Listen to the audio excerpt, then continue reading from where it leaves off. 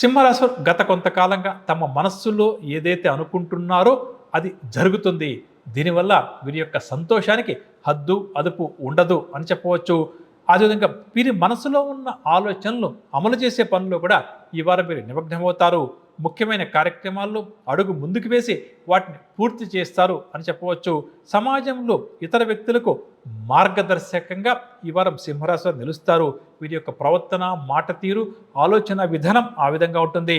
ముఖ్యమైన నిర్ణయాల్లో తొందరపడకుండా నిదానంగా వ్యవహరిస్తారు. వివాహాది వేడుకలు లాంటి వాటిలో ఎక్కువగా పాల్గొంటారు. చిన్నాటి స్నేహితులను కూడా ఈ వారం మీరు కలుసుకొని వారితో కూడా ఆనందంగా గడుపుతారు. స్థిరాస్తి వ్యవహారాల్లో కొంతకాలంగా ఎదురవుతున్న ఇబ్బందికర పరిస్థితులను ఈ వారం మీరు అధిగమిస్తారు. ఆర్థిక పరంగా చూస్తే మొండి బాకీలు ఏమన్నా ఉంటే కొద్దిగా ఈ వారం మీరు అసలు ప్రయత్నం చేస్తే ఆ వసూలయ్యే అవకాశం ఉంది. రుణ బాధలు, రుణ భారం రెండూ కూడా చాలా వరకు తగ్గుతుంది. డబ్బు కోసం ఇతర వ్యక్తుల నుంచి ఉన్న ఒత్తిడి కూడా ఈ వారం తగ్గుముఖం పడుతుంది. దీనివల్ల కాస్త ప్రశాంతంగా గడుపుతారు. కుటుంబ పరంగా చూస్తే కుటుంబంలో సంతోషకరమైన పరిస్థితులు ఉంటాయి.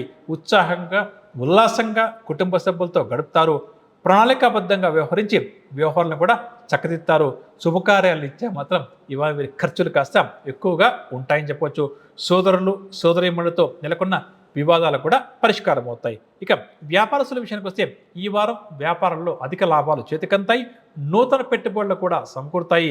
వ్యాపార విస్తరణలో ఎదురవుతున్న ఆటంకాలను కూడా దిగ్విజయంగా అధిగమిస్తారు. ఉద్యోగస్తుల విషయానికి వస్తే ముఖ్యంగా ఉద్యోగస్తులు గత కొంతకాలంగా ఎవరైతే అదనపు పని భారంతో సతమతమవుతారో అటువంటి వారికి పని ఒత్తిడి కాస్త తగ్గుతుంది. విధి నిర్వహణలో మంచి గుర్తింపు, మంచి ప్రోత్సాహం లభిస్తుంది. పై అధికారుల యొక్క అండదండలు కూడా పుష్కలంగా వీరికి ఈ వారం లభిస్తాయి. దీనివల్ల వీరు చాలా సంతోషంగా ఉద్యోగ జీవితాన్ని కొనసాగిస్తారు. పారిశ్రామికవేత్తలు, సాంకేతిక రంగం వారికి ఈ వారం అంతా కూడా పట్టింది బంగారమా అన్నట్టుగా గడుస్తుంది. మహిళలకు మరింత సానుకూలత ఇంట బయట నెలకొంటుంది అని చెప్పవచ్చు.